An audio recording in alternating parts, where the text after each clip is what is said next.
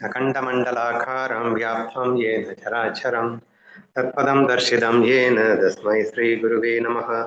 शङ्करं शङ्कराचार्यं केशवं बादरायणं सूत्रभाषकृतौ वन्दे भगवन्तौ पुनः पुनः। ईश्वरो गुरुरात्मेति मूर्तिभेदविभागिनि व्योमवद्यात्मदेहाय दक्षिणामूर्तये नमः। पवित्र इंद्रयानी नदिकரையில் அமர்ந்து கொண்டு மௌலி ஞானேஸ்வர் மகாராஜின் பேரர்களால் ஏக்நாதி பாகவதம் 10வது சாப்டர் பார்த்துக் கொண்டிருக்கின்றோம். அதை நேற்று குருவந்தனம் வரை நாம் முடித்திருந்தோம். அதன் தொடர்ச்சியாக பாகவதம் தொடர்கிறது. எனக்கு பாகவத சாஸ்திரம் கிடைத்தது, அதன் சாரத்தை கேளுங்கள். ஸ்ரீ கிருஷ்ண பகவான் உத்தவருக்கு மேலான பரமார்த்தத்தை உபதேசிக்கிறார் என்று இந்த பாகவதத்தின் தொடர்ச்சி தொடங்குகிறது. யது அவதூதர் உரையாடலையும் 24 குருக்களின் லட்சணங்களையும் கேட்ட பிறகு உத்தவரின் மனம் பிரம்மத்துடன் ஒன்றிணைந்தது. பிரம்மம் எங்கும் நிறைந்தது, சத்தியமானது. அது எனக்கு உள்ளேயும் வெளியேயும் நிறைந்துள்ளது. ஆனால் அதை நான் அறியவில்லையே. இதற்கு என்ன உபாயம் செய்ய வேண்டும் அப்படின்னு மறுபடியும் உத்தவர் கேட்கிறார் அப்படின்னு நினைக்கிறேன். ஸோ என்ன கேட்கிறாருன்னா, பிரம்மம் எங்கும் நிறைந்தது, சத்தியமானது, எனக்கு உள்ளேயும் வெளியேயும் நிறைந்துள்ளது. ஹேவிங் சச் அப்படிப்பட்ட ஒரு, அதாவதுங்க, எங்கும் இருக்கு, எல்லாமா இருக்கு, உள்ளே இருக்கு, வெளியே இருக்கு, ஆனா அது இல்லாத இடமே இல்லை. ஆனா அது எனக்கு தெரியல. என்ன ஒரு கூத்தா இருக்கு. ஏன்டா அது எங்க இருக்குன்னே தெரியல, அதனால எனக்கு தெரியலன்னா பரவாயில்ல. அது எல்லாமா இருக்கு, எங்கும் இருக்கு, அது இல்லாத இடமே இல்லை, ஆனா எனக்கு தெரியல. என்ன கொலை கூத்தா இருக்கு அப்படின்ற மாதிரி நமக்கு தோணலாம். அதுதான் பிரம்மத்தின் ரகசியம். ஏனென்றால் அந்த பிரம்மம் என்பது பொய் தோற்றமாக விதவிதமாக காட்சியளித்துக் கொண்டிருக்கிறது. அந்த தோற்றத்துல ஒரு இடத்துல ஒரு விதமா இருக்கும், இன்னொரு இடத்துல இருக்காது. இது இருக்கு இருக்காதுங்கிறது இந்த மாயைக்குள்ள இருக்கும். ஆனா மாயைக்கு அதிஷ்டானமாக இருக்கின்ற பிரம்மம் என்பது சாஸ்வதமானது, எப்போதும் இருப்பது.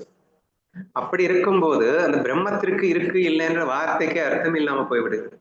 இப்ப பிரச்சனை என்னன்னா, பிரம்மம் உலகமா மாறினதுதான். மாறினதுக்கு அப்புறம் மாயையில இருக்கு இல்லைங்கிற பிரச்சனை வந்ததுனால அதை கொண்டு போயிட்டு நம்ம பிரம்மத்துல ஒட்டிக்கிட்டு பேச வேண்டிய ஒரு சூழ்நிலை ஏற்பட்டு விட்டது. உத்தவர் என்ன அழகா கேட்கிறாரு பாருங்க. நீங்க சொல்றீங்க பிரம்மம் தான் அனைத்துமா இருக்கிறது, எங்கும் இருக்கிறது, எனக்கு உள்ளும் புறமும் இருக்கிறது, எல்லாமா இருக்கிறது, அது இல்லாத இடமே இல்லை அப்படின்னு நீங்க சொல்றீங்க. ஆனா எனக்கு தெரியலையே அப்படின்றது. வாட் இஸ் பாசிபிள் அப்படின்னு நம்ம கேட்கிறோம். பட் அதுதானே ஃபேக்டா இருக்கு. இன்னைக்கு இங்க நாராயண யாதவ் மகாராஜ் அடிக்கடி சொல்ற விஷயம் அதுதான். உனக்கு எதெல்லாம் தெரியுதோ அதெல்லாம் உண்மையில இல்லை. ஆனா எதெல்லாம் உனக்கு இல்லைன்னு நினைக்கிறியோ அதெல்லாம் இருக்கு அப்படின்னு. அப்படின்னா நம்மளை பொறுத்த வரைக்கும் பிரம்மம் இல்லைங்கிறோம், நமக்கு தெரியலேங்கிறோம். பட் அதுதான்டா இருக்கு. பட் உனக்கு எதெல்லாம் இருக்குங்கிற அது இல்லை. ஏன் அப்படி ஆச்சு? ஏன் அப்படி ஆச்சுன்னா, பொய்யா இருக்கிறத உண்மையா இருக்குன்னு நினைச்சே இல்ல, அதனால உண்மையா இருக்கிறது பொய்யா போச்சு அப்படிங்கிறாரு. புரியுதா? பொய்யா இருக்கிறத உண்மையா இருக்குன்னு நினைச்சதுனால உண்மையா இருக்கிறது நமக்கு பொய்யா போச்சு. இப்படித்தான் பிரம்மம் நம்மிடம் கண்ணாமூச்சி விளையாட்டு வருது. பிரம்மம் நம்மிடம் சொன்னாலே அது மகா முட்டாள்தனம். இருக்கிறதே பிரம்மம் தானே. பிரம்மம் தன்னிடம் கண்ணாமூச்சி விளையாடுகிறது தான் சொல்லணும் அப்புறமா. சரியா? சோ இப்படி அது மாயையாய் விரிந்ததுனால் அது தன்னையே தான் மறந்தது போல் அப்படின்னு தான் சொல்ல வேண்டியது இருக்கே தவிர, மறக்க முடியாத அந்த விஷயத்தை இப்படி எல்லாம் பேச வேண்டியதாயிடுச்சுன்னு வச்சுக்கோங்களேன். சோ பிரம்மம் எங்கும் நிறைந்தது, சத்தியமானது, அது எனக்கு உள்ளேயும் வெளியேயும் நிறைந்துள்ளது, அதை நான் அறியவில்லையே அப்படின்னு கண்ணன்ட்டு கேட்க, அதுக்கும் நம்ம கண்ணை விடுவாரா? உத்தவரின் இந்த கவலையை உணர்ந்த ஸ்ரீகிருஷ்ணன் அதற்குரிய உபாயத்தை எவ்வித முரண்பாடுமின்றி தெளிவுபடுத்துகிறார். அதுதான் இந்த சாப்டர்ல நம்ம பார்க்க போறோம்னு நினைக்கிறேன். முன்பு வேத வடிவிலே வருணாசிரம சுயதர்மங்களை நானே கூறினேன். பஞ்சராத்திரம் போன்ற வைணவ தர்மங்களே எனது ரகசிய உபாசனை வழிகளாகும். ஸோ நம்ம பகவத்கீதையை தான் நம்ம முன்னொரு தடவை படிக்கிறோம். அப்படின்னு ஞானேஸ்வரி தான் பகவத்கீதை பாகவதம்ன்ற பேர்ல, உத்தவகீதைங்கிற பேர்ல இன்னொரு வாட்டி நம்ம படிக்க போறோம், நமக்கு தெரியும். ஸோ அதுல இந்த கர்மயோகத்துல பிகினிங்ல வருணாசிரம தர்மத்தை பத்தி ரொம்ப அழகா எக்ஸ்பிளைன் பண்ணியிருந்தாங்க. ஸ்வதர்மங்கள் அப்படிங்கிற பேர்ல அந்த கண்டிப்பா அதை ஃபாலோ பண்ணணும் அப்படின்னு எல்லாம் எக்ஸ்பிளைன் பண்ணியிருந்தாங்க. ஸோ அதுல இருந்து மேபி ஸ்டார்ட் பண்றாராக்கும்னு நினைக்கிறேன். ஸோ வேத வடிவில் வருணாசிரம சிவதர்மங்களை நானே கூறினேன். பஞ்சராத்திரம் போன்ற வைணவ தர்மங்களும் எனது ரகசிய உபாசனை வழிகளாகும்.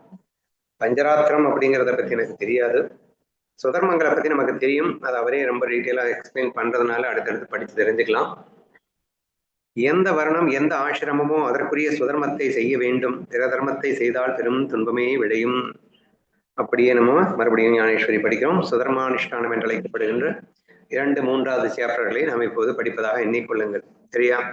அப்போ வர்ணாசிரம தர்மம்னா என்னமோ நினைக்க வேணாம். பிராமணன், சத்திரியன், வைஷ்யன், சூத்ரன் என்று அழைக்கப்படுகின்ற 4 வருணங்கள் அவரவர்களுக்குரிய சுதர்மம் என்னவென்று பார்த்து அதை எதை செய்ய வேண்டும்.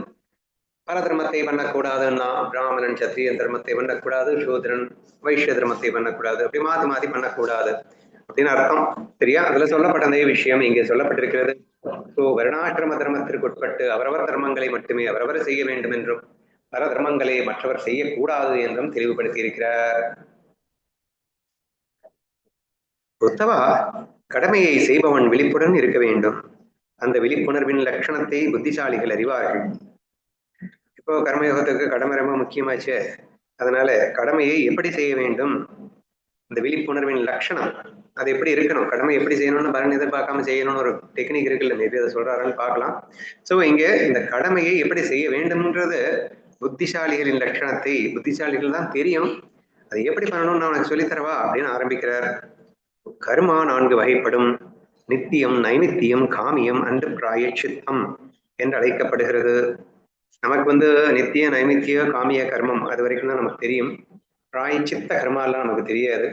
பட் அந்த விசாரசாகரம் நான் படிக்கும்போது கேட்கும்போது இந்த பூர்வ பக்ஷா அப்படின்னு சொல்லிட்டு ஒருத்தர் இருப்பான் இல்லையா. ஸோ இந்த அத்வைதத்துக்கு ஆப்போசிட்டா கர்மத்தாலே மோட்சம் அப்படின்னு சொல்றவன் தான் அந்த பூர்வ பக்ஷம். ஞானத்தாலே மோட்சம் அப்படின்னு சொல்லுவாங்க உத்தரபக்ஷம். சரியா? இந்த பூர்வ பக்ஷால இருந்து இந்த கர்மத்தை பத்தி அவன் எக்ஸ்பிளைன் பண்ணும்போது இப்படிதான் பண்ணுவான். ஏன்னா கர்மத்தாலே மோட்சம்னு சொல்லிட்டான்ல. அப்போ அவனும் சொல்றான் நித்திய கர்மம், நைமித்திய கர்மம், காமிய கர்மம் அப்படி சொல்லிட்டு காமிய கர்மத்தை பண்ணக்கூடாதுன்னு சொல்லிட்டு காமிய கர்மத்தை பண்ணிட்டா என்ன பண்றது அப்படின்னு கேட்டா பிராயச்சித்த கர்மம்னு எக்ஸ்ட்ரா கொண்டு வந்துடும். அப்ப காமிய கர்மத்துக்கு பிராயச்சித்த கர்மம்னு ஒண்ணு கொண்டு வந்து அந்த பிராயச்சித்தம் பண்ணிட்டா அந்த கர்மத்துக்கு உண்டான பாவம் தீர்ந்து போயிடும். இப்ப கர்மத்தாலே நம்ம ஒழிச்சிட்டோம், இப்ப நமக்கு மோட்சம் கிடைச்சிடும் அப்படின்னு சொல்லிட்டு அவர் டெக்னிக்கா சொல்லி கொண்டு போவார். அதுல பூர்வ பக்ஷாயின் விசார சாகரா. ஐ திங்க் இங்க இடத்துல நம்ம இது வரைக்கும் பகவத்கீதையில இந்த பிராயச்சித்த கர்மத்தை பத்தி எல்லாம் பார்க்க மாட்டோம். நித்திய நைமித்திய காமிய இது 3ஓட தான் நம்ம ஞானேஸ்வரியில தெரியும். இங்க இவர் எக்ஸ்ட்ராவா ஆட் பண்ணியிருக்காரு பிராயச்சித்த கர்மா அப்படின்னு சொல்லிட்டு போக போக அவரை எக்ஸ்பிளைன் பண்ணுவார். படிக்கலாம். மற்ற கர்மாக்கு ஏற்கனவே பிராயச்சித்தம் வருதுன்னு அடுத்த ஜென்மம். இது நம்மளா பண்ணிட்டா அது பிராயச்சித்தம். நீயா பிராயச்சித்தம் பண்ணணும். இப்போ அவங்க பிராயச்சித்தம் என்ன சொல்லுவாங்கன்னா விரதம் இருக்கணும். எதையாவது ஆசைப்பட்டு சாப்பிட்டேன்னு வச்சுக்கோங்க, காமிய கர்மா பண்ணிட்டு இல்ல அடுத்த ஒரு 4 நாளைக்கு விரதம் இருந்துட்டேன்னா பிராயச்சித்தம் பண்ணிட்டு தான் அர்த்தம். நான் பண்ணணுமா? அது ஆசைப்பட்டு சாப்பிட்டவங்க எல்லாம் பண்ணணும். காமிய கர்மா பண்ணணும்.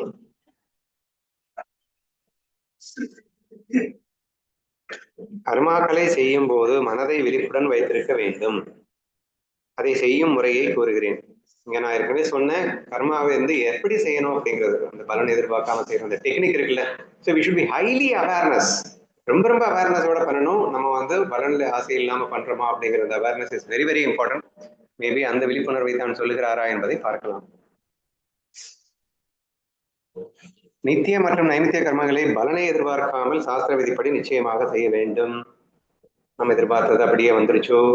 ஸோ தேர்ஃபோர் இங்கே என்னென்ன பண்ணணும், அப்படியே பகவத்கீதையில சொன்ன விஷயம்தான். நித்திய கர்மத்தையும் நைமித்திய கர்மத்தை மட்டும்தான் பண்ணணும், காமிய கர்மத்தை பண்ணக்கூடாது. அப்படி நித்திய நைமித்திய கர்மத்தை பண்ணும்போது கூட பலன் எதிர்பார்க்காம பண்ணணும். ஸோ இந்த விஷயம் மிக ஸ்ட்ராங்காக நமக்கு கீதையில வலியுறுத்தப்பட்ட விஷயம்.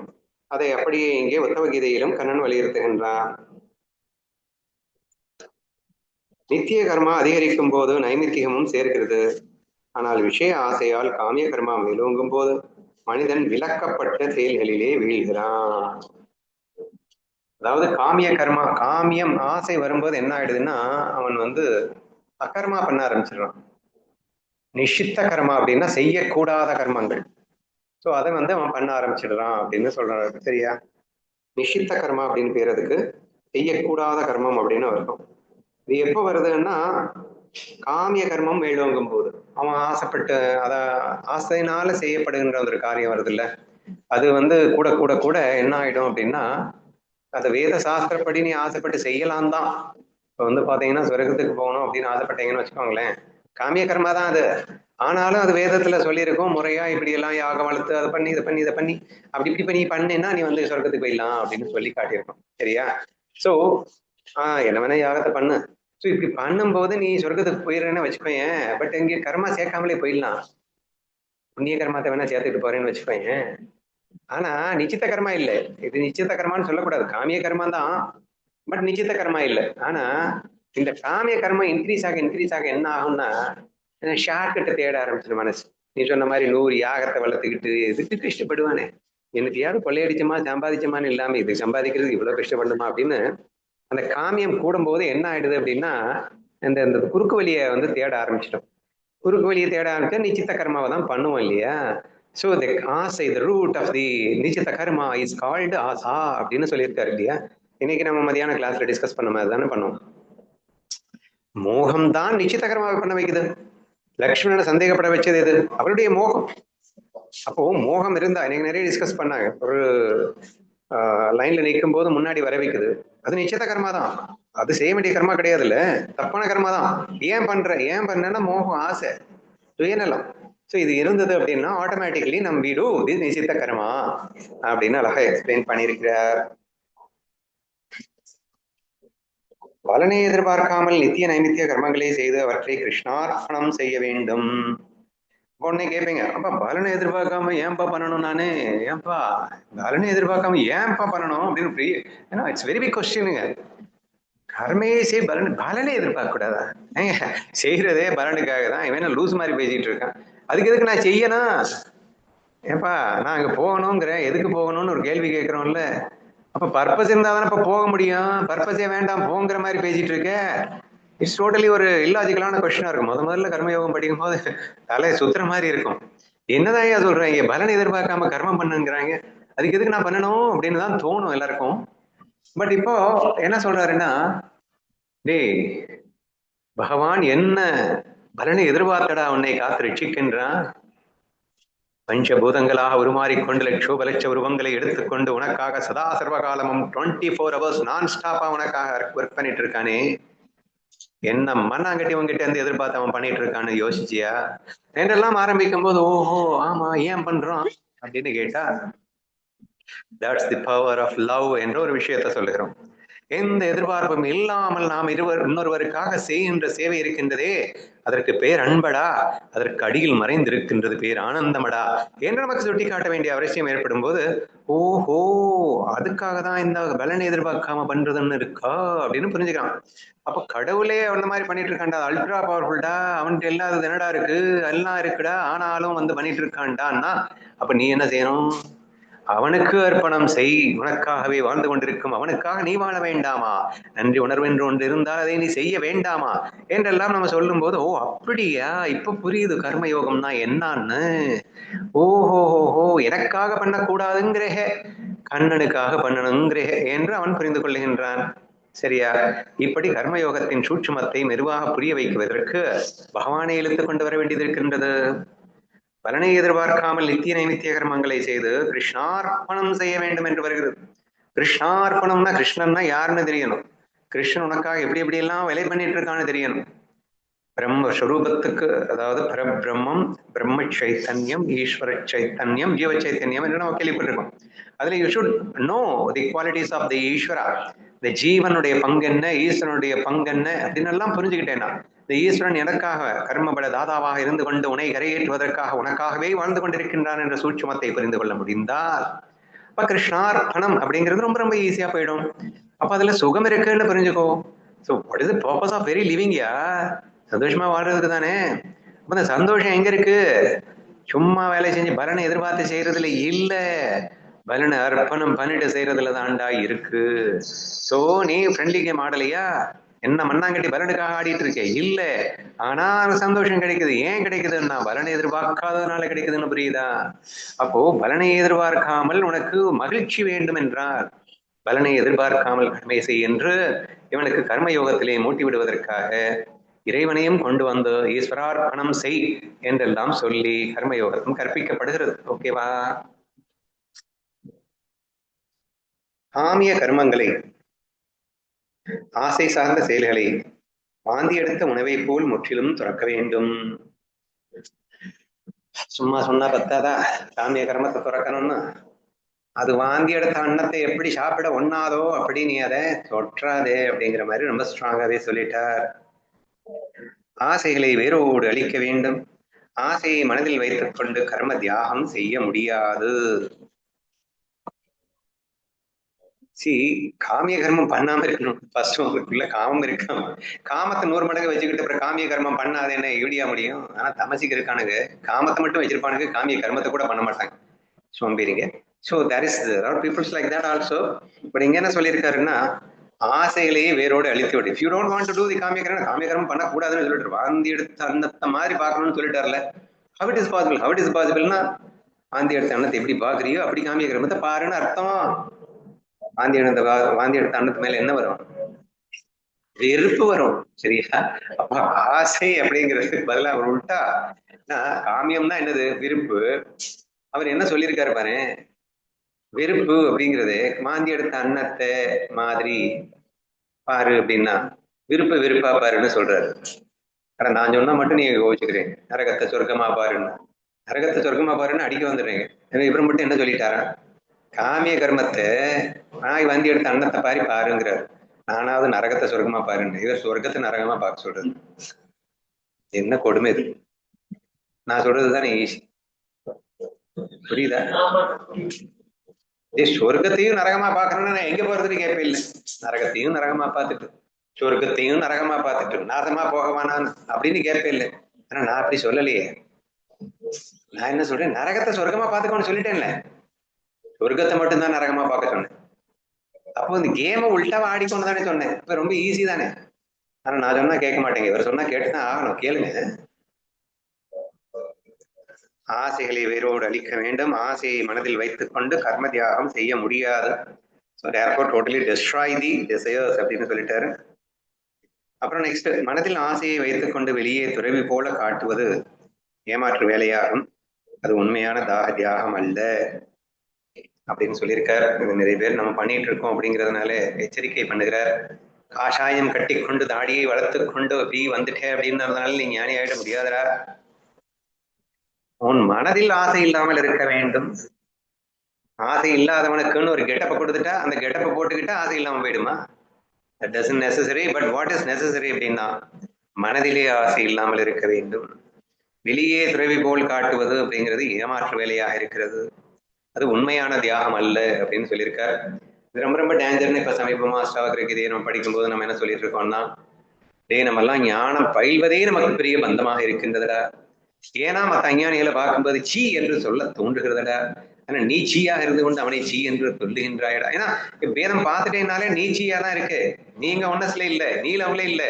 ஆனா அவனை மட்டமா பார்த்து அந்த உயர்வு தாழ்வுன்னு வந்த மொமெண்ட்ல நீ லவ் மிஸ் பண்ணிட்ட. ஆனா நீ அவன் லவ்ல இல்லை, சீ அப்படின்னு நீ பேசிட்டு இருக்கேன். இந்த கொடுமை எல்லாம் ஏன் வருகிறதுன்ற ஞானத்தை கத்துக்கிட்டதுனாலேயே வந்து தொலைக்குது என்றெல்லாம் நாம் பேசி இருந்தோம்ல. இப்ப என்ன பண்ணிட்டு இருக்கோம்? இப்போ காசாயம் போட்டவனுக்கும் நமக்கு என்னடா வித்தியாசம், போலி சாமியார்களுக்கும் நமக்கும் என்னடா வித்தியாசம் என்றெல்லாம் கேட்டோம். ஸோ கண்டிப்பா நம்ம வந்து என்ன பண்ணிட்டு இருக்கோம், ஞானம் கத்துக்கிட்டதுனாலேயே ஒரு அகங்காரத்தை வளர்த்து கொண்டு நானும் ஞானின்னு போர்வையில நம்ம வந்து அந்த போலி சாமியார்களுக்கு ஈக்குவலா தான் நம்ம வளம் வந்து கொண்டிருக்கின்றோம் என்றெல்லாம் சமீபமாக நாம் டிஸ்கஸ் செய்து கொண்டிருப்பதை நினைவு கூறுங்கள் என்று மட்டும் இங்கே கேட்டுக்கொள்கிறேன். ஓகேவா?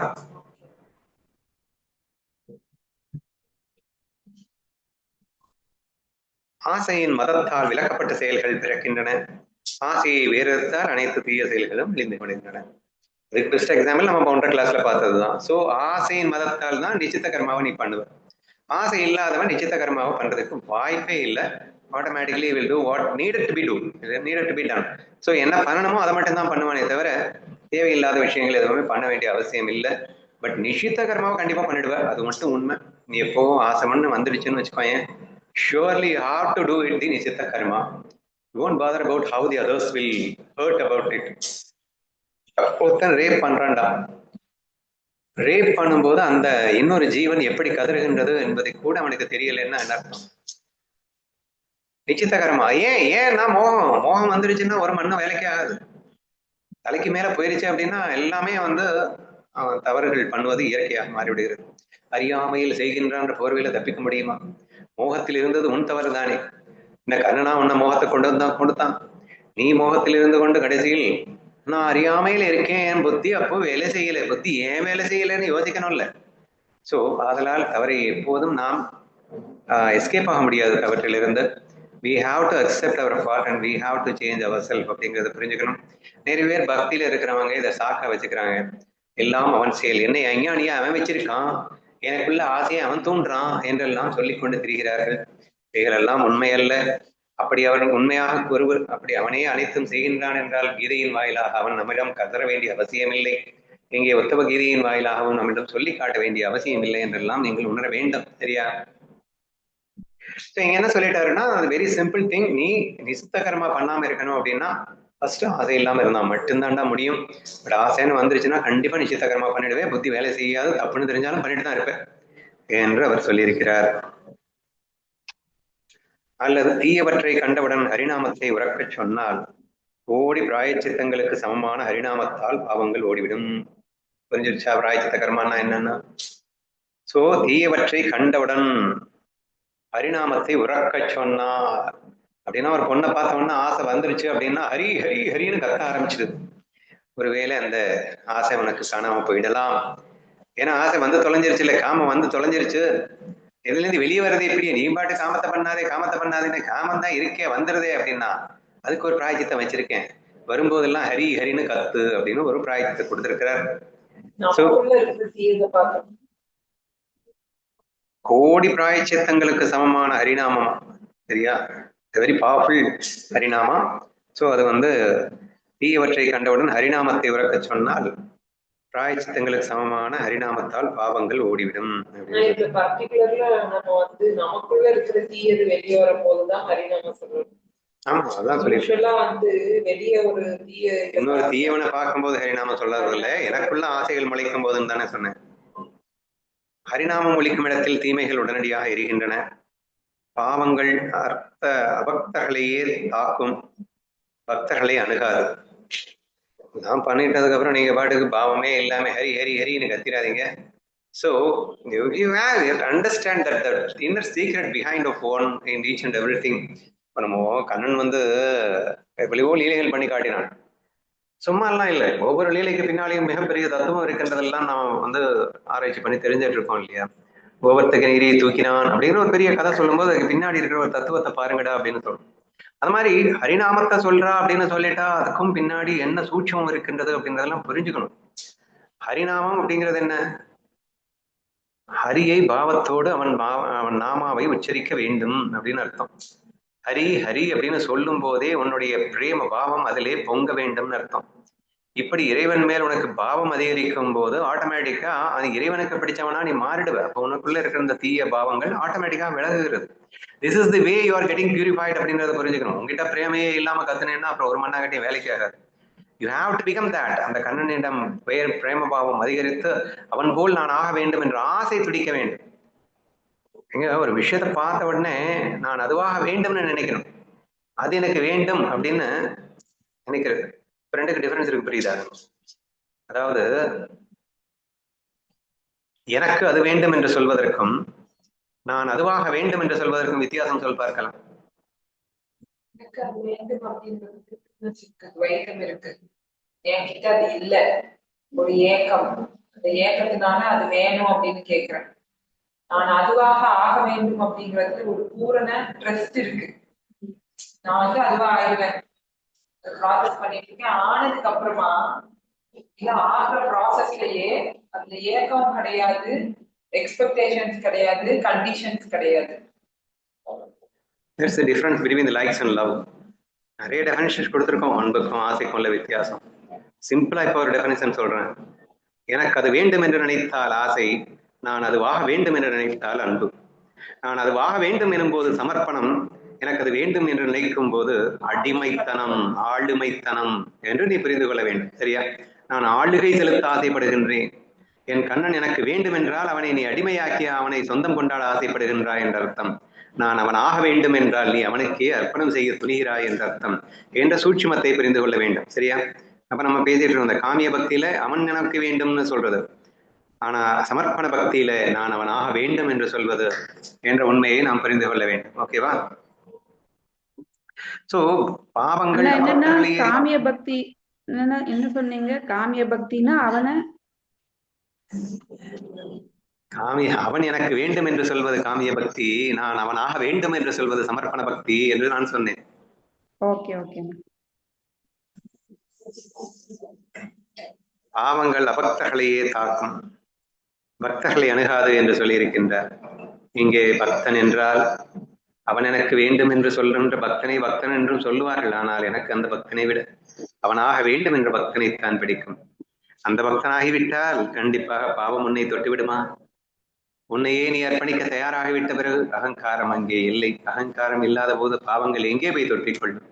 பாவம் இருப்பதற்கு இடமில்லையடா. ஆனால் எனக்கு அது வேண்டும் என்று சொல்லிக் கொண்டிருக்கும் போது நான் இருக்கின்றதே. ஆதலால் அந்த இடத்தில் கூட ஒருவேளை பாவம் ஒட்டினாலும் ஒட்டும். ஆனால் நான் அவனாக வேண்டும் என்ற பாவத்திலோ கண்டிப்பாக உண்மையான பக்தியாக மலர்கிறது. அங்கே பாவங்களுக்கு இடமில்லை. பரிணாமம் அந்த மாதிரி பாவத்தோடு ஒலிக்க வேண்டும் என்பதை புரிந்து கொள்ள வேண்டும். அப்படி ஒலிக்கும் இடத்தில் தீமைகள் உடனடியாக இருக்கின்றன என்று புரிந்து கொள்ள வேண்டும். சரி, பாபா இஸ் வெரி வெரி இம்பார்ட்டன்ட். ஹரின்னு சொல்றதுல என்ன பாவத்தோட சொல்றேன்னு இருக்குல்ல. அவனை வசப்படுத்த வேண்டுமா அல்லது உன்னிடம் நீயே அவனிடம் ஒப்படைக்க வேண்டுமா, என்ன பாவத்தில் சொல்லுகின்றாய் என்ற அந்த ஒரு உண்மையை நான் இங்கே சுட்டிக்காட்டியிருக்கின்றேன். ஆதலால் எவரும் அதை மறக்க வேண்டாம். காமிய நிஷித்த கர்மங்கள் பக்தர்களை தீண்டுவதில்லை. பகவான் தன் பக்தர்களை காப்பதால் அவர்களுக்கு தோஷம் இல்லை. ஆட்டோமேட்டிக்கா உன்னுடைய ஆசைகள் எல்லாம் கண்ணனை நோக்கி திரும்பிவிட்டன. உன்னுடைய அன்பு, அந்த ஏக்கம், இவைகள் எல்லாம் கண்ணனை நோக்கி திரும்பிவிட்டன. அதன் விளைவாக கண்ணன் உன்னிடத்தில் இருந்த மற்ற ஆசைகளை எரித்து விடுகின்றான். பற்றுக பற்றுற்றான் பற்றினை அப்பற்றுகை பற்றுக என்று வள்ளுவன் கூறியது போல் கண்ணனிடத்தில் உன் பற்று அதிகரிக்க அதிகரிக்க உன்னுடைய மற்ற பற்றுக்கள் எல்லாம் தானாக கலந்துவிடும் அதிசயத்தை காணலாம். அண்ட் தேர்ஃபோர் நீ அப்படி ஒரு பக்தனானால் உன்னிடம் நிஷித்த கர்மா அரங்கேறாது. காரணம், உன்னிடம் காமியம் காணாமல் போய்விடுவதால். சோ காமியத்தால் தானே நிஷித்தம் வரும் என்பதை பார்த்தோம். ஆதலால் கண்ணன் மேல் காமம் வந்துவிட்டால் உனக்கு மற்ற காமங்கள் அழிந்து விடுகின்றன. விளைவாக நிஷித்த கர்மங்களும் அழிந்து விடுகின்றன என்று சொல்லியிருக்கின்றார். காமிய நிஷித்த கர்மங்கள் பக்தர்களை தீண்டுவதில்லை. பகவான் தன் பக்தர்களை காப்பதால் அவர்களுக்கு தோஷம் இல்லை. So once if you surrender to God, the God will take care of you. And in fact, he will உன்னுடைய சூழல்களை மாற்றி அமைத்து கொடுப்பதிலிருந்து உனக்கு இருக்கின்ற அந்த கொஞ்சம் நஞ்ச காமம் வேறு விஷயத்தில் இருக்க கொஞ்சம் நாமம் முற்றிலும் துடைத்து வைப்பதிலிருந்து முழுமையாக தன்னிடத்திலே அவன் சுருண் பகு வைப்பதிலிருந்து அவன் அதை செய்து கொள்ளுகின்றான், பார்த்துக் கொள்ளுகின்றான். 2 days முன்னாடி நம்ம பார்த்தோம், பக்தனுக்கும் பகவானுக்கும் இடையே இருந்த ஒரு உரையாடலை பார்த்தோம். பக்தன் சொன்னான், ஐயா, என்னிடத்தில் நான் சரண் புகுந்தது எனது சாமர்த்தியம் அல்ல, உனது அன்பும் அரவணைப்பும் என்னை சரண் புக வைத்தது. ஆகால் நீங்களே தான் என்னை உங்களிடத்தில் சரண் புக வைத்துக் கொண்டீர்கள் என்று சொன்னான் அல்லவா. So such a thing will happen automatically because the God will take care of him இல்லையா. இந்த சூழல்களை அமைத்து காட்டுவதிலிருந்து அவன் செய்கின்ற அந்த எல்லா லீலைகளிலும் இருந்தும் அவனிடம் ஒப்படைப்பான். எப்படி இன்ஸ்பிரேஷன் ஆட்டோமேட்டிக்காக நடக்கும். இவைகள் எல்லாம் அடிப்படையாக இருந்து செய்து கொண்டிருப்பவன் அந்த கண்ணனாக இருக்கின்றான் என்பதை பார்க்க வேண்டும். சோ தேர்ஃபோர் கண்டிப்பா அவன் அருளால், ஏன்னா நீ பக்தி பண்ணிட்டே இல்ல, நீ அவன்கிட்ட பிரேம வந்துருச்சு இல்ல, நீ அவனிடம் ஒப்படைக்க தயாராகி விட்டா இல்லவா. அதனால் he has to take care of you இல்ல, ரெஸ்பான்சிபிலிட்டி அங்க போயிடுச்சு இல்ல. அதனால நீ கவலையே பட வேணாம், மொத்தத்தையும் அவன் பார்த்துப்பான். இன்னைக்கு கூட கிளாஸ்ல responsibility you have to take அப்படின்னு சொன்னேன். நீ பண்ண தப்புக்கு நீ தான் காரணம்ன்ற, நீ அறியாமல் இருந்தா அதுக்கு நீ தான் காரணம் அப்படின்னு. But all these things happens only if you don't surrender. But if you completely surrender to God, it is no need to take any responsibility of yourself because you are no more. நீயே அங்க இல்லைனானதுக்கு அப்புறம் நீ யாருக்கு responsibility எடுத்துக்கிறது. So therefore the responsibility occurs only as long as if you don't surrender to God or if you என்ன சொல்றது, நீ அஞ்ஞானத்துல இருக்கிற வரைக்கும் அந்த அஞ்ஞானத்துக்கு நீயே தான் பொறுப்புன்னு நீ ஃபீல் பண்ணணும்னு சொல்ல வந்தேன். ஓகேவா? சரி, காமிய நிஷித்த கர்மங்கள் பக்தர்களை தீண்டாத காரணம் பகவானே பக்தர்களை காக்கின்றான் என்று சொல்லியிருக்கின்றார். நெக்ஸ்ட், நாமமே கோடி பிராயச்சித்தம் என்ற அந்த ரகசியத்தை ரகசியமாக வைக்க வேண்டும். அது ஏன் தெரியலையே, பாப்பான் ஸ்லோகத்துல சொல்றாரு. யாருப்பா அது? ரகசியத்தை ரகசியமாக வைக்க வேண்டுமா? அப்படியெல்லாம் பண்ணலையே ராமானுஜர். அவர் பாட்டுக்கு எல்லாருக்கும் ஓம் நமோ நாராயணா அப்படின்னு கத்தி சொன்னார். எல்லாரும் ரகசியத்தை ரகசியமாக வைக்க வேண்டும்னு அவர் நினைக்கலையே. பார்க்கலாம். காமிய மற்றும் காமிய மற்றும் நிஷித்த கர்மங்களின் தியாகத்தை கூறினேன். இப்போது நித்திய நைமித்திய கர்மங்களின் பலனைக்கே. காமியம் நிஷித்தம் பண்ணக்கூடாது அப்படிங்கிறத நான் ஸ்ட்ரிக்டா சொல்லிட்டேன்.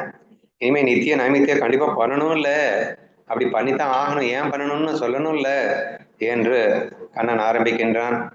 ஸோ இதை இத்தோடு நிறுத்தி விடலாம் என்று நான் நினைக்கின்றேன். அப்படின்னா இன்னைக்கு போதும்னு அர்த்தம். நீங்க பாட்டுக்கு ஹோட்டல்ல நிப்பாட்டிட்டேன்னு நினைச்சிடக்கூடாது, சரியா? அதனால மீதியை நாளைக்கு பார்ப்போம். 60 கோபிகள் வரை நிறைவேற்ற இருக்கின்றன. அண்ணா ஒரு டவுட்டு. அன்னைக்கு காலையில இந்த கோபிகள் பண்ணது காமிய பக்தி அப்படின்னு சொல்லி பார்த்தோம். அது கண்ணன் ஏற்கனவே முன் ஜென்மத்தினால அவங்க ஞானம் பெற்றிருக்க போய் தான் கண்ணனை சூஸ் பண்ணி கண்ணன்ட்ட வச்சதுங்கிறது தப்பு இல்லைன்னு சொன்னீங்க. இப்ப இந்த இடத்துல காமியமும் நிஷித்தமும் கர்மங்கள் பண்ணக்கூடாது அப்படிங்கிற மாதிரி சொல்லியிருக்காரு. அப்போ எப்படி எடுத்துக்கிறது? காமிய கர்மம் பண்ணக்கூடாதுன்னு எடுத்துக்கணும், வேற எப்படி எடுத்துக்கிறது? ஆசைப்படக்கூடாதுன்னு சொன்னாரு, ஆசைப்பட்டா நிஷித்த கர்மம் வந்துடும் அப்படின்னாரு. இல்லைன்னா கோபிகளுக்கு காமிய கர்மம் தானே நம்ம பேசினோம். கோபிகளுக்கு காமிய கர்மம் இருக்குன்னா அது கரெக்டா? அப்போ நான் நேற்று ஞானேஸ்வரி படிக்கும் போது என்னிடம் நீ காமம் கொண்டாலும் தவறல்ல, உன்னிடத்தில் சரண் புகுவேன் என்று அகங்காரம் கொண்டாலும் தவறல்ல என்ற ரேஞ்சுக்கு நம்ம பார்த்தோம், சரியா? சோ பற்றுக பற்றற்றான் பற்றினை அப்பற்றை பற்றுக பற்றி விட்டுருக்குன்னு பாக்குறோம். சோ இதெல்லாம் பிரிலிமினரியா ஆக்டிவிட்டிஸா பண்ணலாம்னு சொல்லியிருக்கு. பட் இதுல என்ன டேஞ்சர் இருக்குன்னா, முன் ஜென்மத்தில் ஞானத்தை அறிந்திருந்தால் சரியான நபரை தேர்ந்தெடுக்க தப்பிச்சிடலாம். ஆனா அப்படி இல்லாதப்போ there is a danger that you can choose a wrong person and you can suffer அப்படிங்கிற ஒரு விஷயம் இருக்கு என்பதை மட்டும் புரிந்து கொண்டால் போதுமானது. பட் இந்த பிரேம பாவம் எங்கே பாகவதத்துல அவர் என்ன சொல்றாருன்னா, கண்ணனை புரிந்து கொண்டுதான் சரணாகதி செய்ய சொல்றாரு. கண்ணனை புரிந்து கொண்டுதான் அங்கே காமத்தை வைக்க சொல்றாரு. கண்ணனை யாருன்னே தெரிஞ்சுக்காம வைக்க சொல்றாரு. கிருஷ்ணார்ப்பணம் என்பது செய்துவிடு, பலனை எதிர்பார்க்காமல் கண்ணனுக்கு அர்ப்பணம் செய்துவிடு அப்படின்னு சொல்லும் போது, அர்ப்பணம்னாலே we cannot have any arpana without understanding தான் அடிக்கடி நான் சொல்லிட்டு இருக்கேன். டெண்டுல்கர் யாருன்னு தெரியாம அவங்ககிட்ட எப்படி அர்ப்பணிக்க முடியும்? we must know him who he is, only then we can able to completely surrender to him அப்படிங்கிறது தான் ஃபேக்ட். ஸோ அர்ப்பணம் அப்படின்னு சொல்லும் போதே அவன் சரணாகதியை பற்றி தான் பேசிக் கொண்டிருக்கிறார் என்று எடுத்துக்கொள்ள வேண்டும். அந்த சரணாகதியோடு அவன் ஆசை கொண்டிருக்கின்றான் என்றால் அது தவறல்ல அப்படிங்கிற மாதிரி ஆயிடும். தட் இஸ் வை கோபிஸ் கதையில கூட வேறு கதி இல்லாமல் அவனை பற்றுகிறார்கள் அப்படின்னு சொன்னது. காமமே ஆனாலும் அது காமம் இல்லைன்னு சொல்வதற்கு ரீசன் என்னன்னா, because they don't have any other thing at all. வேற எந்த கதியும் இல்லாமல் அவனை பற்றுகின்ற அந்த அற்புதம் ஏன் நடந்ததுன்னா அது இன்டைரக்ட் சரணாகதின்னு தான் நீங்க புரிஞ்சுக்கணும். ஓகேவா? கோபிகா ஸ்திரீஸ் காமிய இதுதான் வச்சிருந்தாங்க அப்படின்னு நம்ம ஃபர்ஸ்ட் சொல்லவே கூடாதுன்னா. ஏன்னா அவங்க எல்லா இடத்துலயும் கிருஷ்ணனை பார்த்தாங்க. கடைசியில பார்த்தாங்கடா, பிகினிங்ல கண்ணனை தானே பார்த்தாங்க. பிகினிங்ல கண்ணனை பார்த்தா கூட இப்போ ஒரு ஸ்டோரி இருக்கு இல்லையா, கோபி கண்ணன் கிட்ட நீ போக கூடாது அப்படின்னு அவங்க ஃபேமிலி மெம்பர்ஸ் ஸ்டாப் பண்ணும் போது அவளோட உயிர் அந்த உடம்ப பிரிஞ்சு போயிடுச்சு அப்படின்னு. ஸோ இன்டைரக்டாவே அவங்களுக்கு தேகப்பற்று இல்லை, அவங்களோட முழு பாவமும் கண்ணன் கிட்ட மட்டும்தான் இருக்கு, ஃபேமிலி பற்றி எதுவுமே இல்லை. That is why I told that such a kind of காமம் can be equal to சரணாகதி அப்படின்னு. பிகாஸ் எல்லா ஆசையும் போயிடுச்சு, ஒரே ஆசை. தான் உடல் மனம் புத்தி, தன்னுடைய புத்தி யூஸ் பண்ண மாட்டாங்க. நம்ம எல்லாம் வேற லெவல் யூஸ் பண்றோம். என்ன கண்ணன் இப்படி பண்றான், நம்ம கிட்ட ஒண்ணு சொல்லி கொடுத்தா என்னமோ பண்றானே. there is no புத்தி, there is no மனம், and all are completely surrendered to God. எல்லாத்தையுமே அங்க போய் ஒப்படைக்கக்கூடிய ஒரு அற்புதம் கதியற்ற பற்றுவது அப்படிங்கிறது. So therefore we can also equate that kind of karma is also equal to surrender ன்னு தான் நான் இப்ப சொல்லிட்டு இருக்கேன். ஓகேண்ணா.